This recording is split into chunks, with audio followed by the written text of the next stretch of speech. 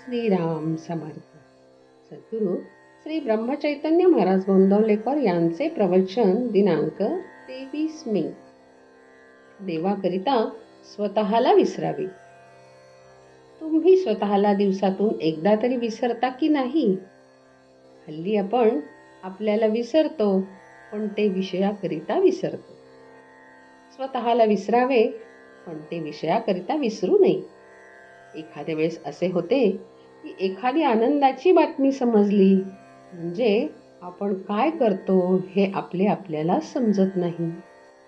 अशा वेळी देह भानावर नसतो हेच खरे.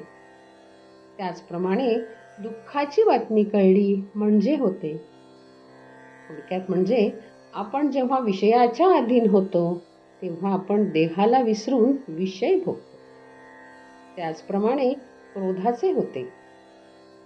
विषयासाठी देहभान विसरणे हे केव्हाही वाईटच, परंतु देवाकरता जर आपण आपल्याला विसरलो तर ते फारच उत्तम. भजन करीत असताना देहभाव विसरून भजन करावे. आपण आता तसे करतो का?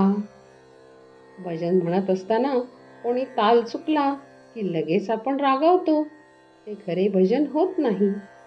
म्हणून भजन करताना मी देवापुढे आहे आणि तो आणि मी याच्याशिवाय दुसरे कोणी नाही असे मानूनच भजन करावे आणि तशी सवय ठेवावी, म्हणजे देहभाव विसरता येईल.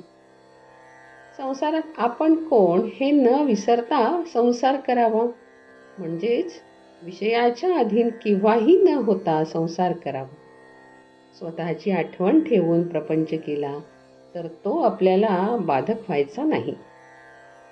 व्यवहारात काम, क्रोध, लोभ वगैरे सर्व काही असावे, पण आपण त्यांच्या स्वाधीन न होता त्यांना आपल्या ताब्यात ठेवून वागावे, म्हणजे देहभाव आपोआप नष्ट होऊन जाईल.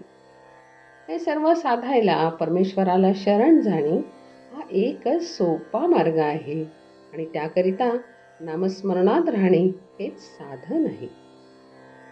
कोणी 12 आणि 12 24 वर्षे साधनात राहूनही काही काम झाले नाही असे म्हणतात आणि यात काही अर्थ नाही म्हणून सोडूनही देतात. तेव्हा अशा लोकातच अर्थ नसतो की गुरूत काही नसते, तर आपणच याला कारणीभूत असतो हे पक्के समजावे. संन्यास घ्यायचा असेल तर बायकोला बरोबर घेऊन संन्यास घेता येईल का? त्याप्रमाणे विषय बरोबर घेऊन गुरुकडे गेलो तर गुरुची खरी भेट होईल का? ती शक्य नाही. याकरिता ते सांगतील ते साधन आधी करावे, म्हणजे चित्त शुद्ध होते आणि ते झाल्यावर त्यांची खरी भेट होते. म्हणून आपण त्यांच्याजवळ खरे समाधान मागावे आणि ते मिळाल्यावर आणखी काय मिळवायचे राहते? मग तो ज्या स्थितीत ठेवील त्यातच समाधान होते. देहभोगाची अशा वेळी काहीच किंमत राहत नाही आणि मग त्याला कंटाळण्याचेही कारण उरत नाही.